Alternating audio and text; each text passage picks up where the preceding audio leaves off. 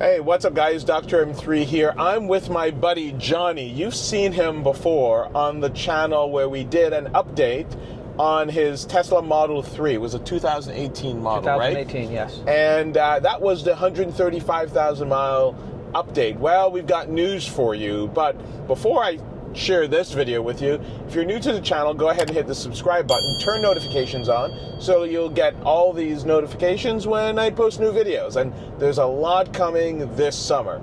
So Johnny, since the 135,000 miles, what's been going on? Well, do we want to discuss the miles that we're at now, or leave that? Well, let's put it this way. It sounds like we're not going to make 250,000 miles. We are not going to make 250,000 miles. Correct. Well, you're going to tell us what's been happening. So most recently, just last week or 2 weeks ago, I actually had to replace a module for the power steering. Which I don't know if I told you about that or not. Yes, you did tell me about it. In fact, you told me what was happening when you were going back and forth trying to figure out what sort of damage that was going to do to your wallet. So why don't you just talk about the things that have happened since 135,000 miles? I'm trying to think. I don't remember what was done since then, but I can say like the major notable things that have been done, I guess high mileage wise. I did have to change out the charge port door, and shortly after that the actual charge port.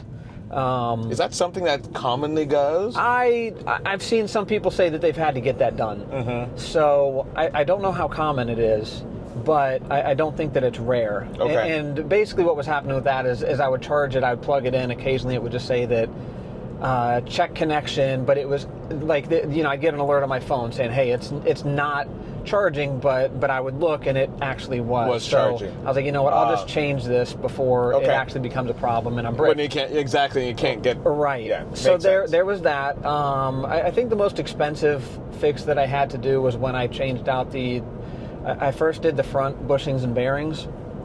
I could just hear a grinding noise.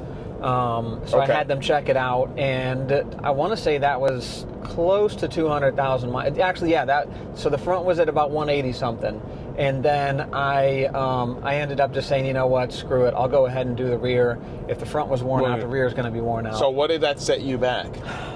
The front was right around $2,000. And the rear was pretty much the same. Give or take $2,000 on average.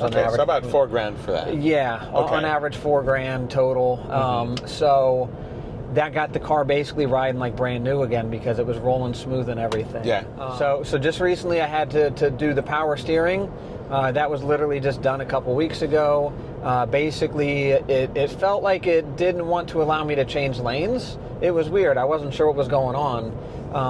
It felt like it didn't want me to change lanes like I was an autopilot kind of thing, but that wasn't the case.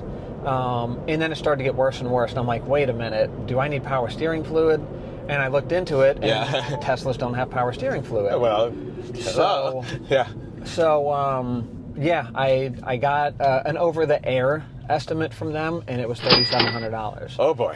So was that the most costly? I mean, I guess the 4,000 was back and front. But what was the most? Is that the most costly? Well, the bushings and the bearings were the most expensive because the power steering, I was going to do it myself because I could get the parts really cheap on eBay. And figure it out myself if I was going to save myself $3,000. Yeah.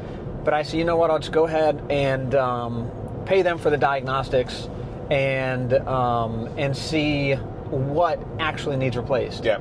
And while they had it, it ended up being a $1,300 bill, including the diagnostics. Okay. So it wasn't terrible. And yeah, it's turning smoothly. I did actually just a few months ago replace the struts.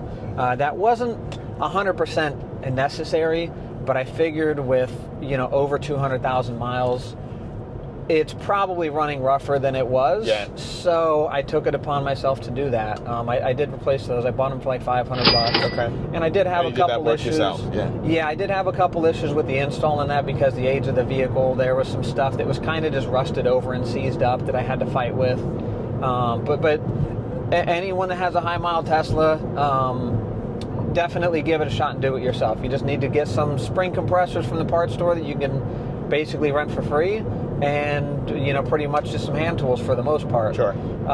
So I think those were like the big major things that I've had to do since the last update. There were things like the 12-volt battery and upper control arms and stuff like that. Okay. But so having said that, right, because now we are at 250,000 miles. That's a huge... Not yet. Well, just about. We're, 1,500 miles off, right? We are at 247,766 okay, right so now. pretty damn close. Yeah. So almost 250,000 miles. Yes. Your owner experience overall? It's been amazing. I like it. If I sum up the cost of all the maintenance and repairs and everything, excluding tires, because we've gone through a lot of those, very well under $10,000. So you got to figure 250,000 miles, you're going to pay about that, or at the very least half of that, just in oil changes alone. Just in oil changes alone. On any other car. So have you changed? You've not had to change the brakes on this car? No. Right. So that's the thing, right? So when you talk about oil changes, I mean, tires are tires. You probably go through tires a little bit more on a car like this as opposed to, say, a Kia Forte, something around the same size, because it's a heavier car. It's got more torque, that sort of stuff. But that said... Yeah, to be completely honest, it's probably about time to do the brakes.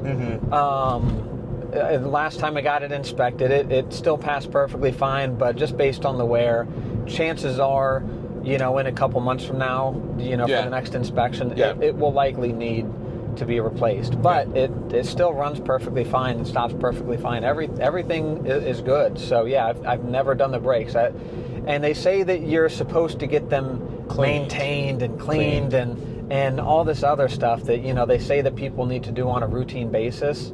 You haven't done it. I've never done any of that stuff. And you've daily driven this car, even through the winter, right? And I drive on the worst days. I don't steer away from that. I don't think it's ever been discussed, but basically it's a ride-shared vehicle. Yeah. So I'm out there in the worst of the weather and whatnot, and you make it through. So tell us the specific version of the Model 3 that this is. So this is a long range. I bought it with it charged up to 310 miles when I bought it. It is a rear-wheel drive. So there was an update at one point that brought it to 325. Yep. So I don't know if I would equate that into the degradation based off of what it is now. Yeah, so what is it now when you fully charge? So 325, quote unquote, that's 310. Realistically, I still refer to it as 310 because that's what I bought it at. Exactly. So 310 to what now? There was one time a couple weeks ago where it actually charged up to 282. To 282. But normally it's 270 to 275 is when I run it to 100%. That's about what it gets. Okay, so not bad. It's give or take about 12%. About 12. That's pretty good. It's an 18. So what are we talking? 5 years? Almost 6 years. August 8th would be 6 years. Wow. And I do know people that have 60 to 80,000 miles, under 100,000 miles, that tell me that they've already lost as much as I have. Like their car doesn't charge up as much as mine does. But wait a minute. So just so that we are clear about this, because there are people out there that are going to be looking at these cars, and we certainly hear the stories of how bad this is and to worry about this sort of stuff. But how do you charge mostly? Do you just mostly charge at home? Is it a proportion of supercharging that you do? I only supercharge when I have to. 90 or so % of my charging is at home. Okay. So, and I, for the first 3 or 4 years, I actually just plugged it into the NEMA 1450 plug, which is the fastest that the cord adapter comes with. Yeah. And that gave me 30 miles per hour. Yeah. A couple years ago, I finally said, you know what, screw it. I'll go ahead and get the Tesla wall connector. Yeah. That gives me 45 miles an hour when I need it, but I do still have a habit of just knocking it down to 32, just because it's like, you know what, this is what it's been charging at, and it's kept the health of the battery really good. Sure. So let's just stay at that when I need to, or when I don't need to charge it quickly. And I don't shy away from running it down to well under 5%. Okay. And charging it up to 100%. So I think what a lot of people do wrong is they take the advice of Tesla of running it between 20 and 80% way too serious, and they never give the battery a full cycle. I do that on a pretty routine basis, and I feel like that has really helped with the health of the battery. You know, in comparison to the people that I know that pretty much have the same range as I do, but 200,000 miles less than I do. So, just to wrap this here, so would you do it again? I already have done it again. So tell us what you're doing. Well, as you know, I bought an S last year. So I have a Tesla Model S. It's also a long range. And I purchased that last year right before the latest and greatest price drop. Fortunate for me.